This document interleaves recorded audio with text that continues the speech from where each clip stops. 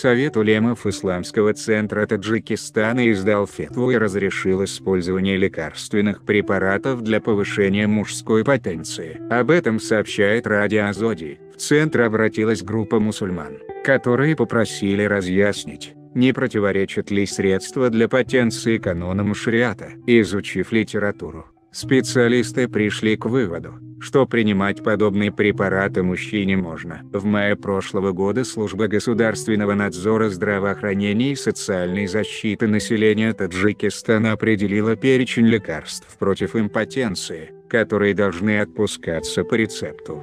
В таджикском обществе импотенция воспринимается как постыдное явление, отмечает издание. Мужчину, у которого возникли проблемы с потенцией, могут осмеять женщины. Сталкиваясь с проблемой сексуального бессилия, таджики отказываются обращаться к врачам.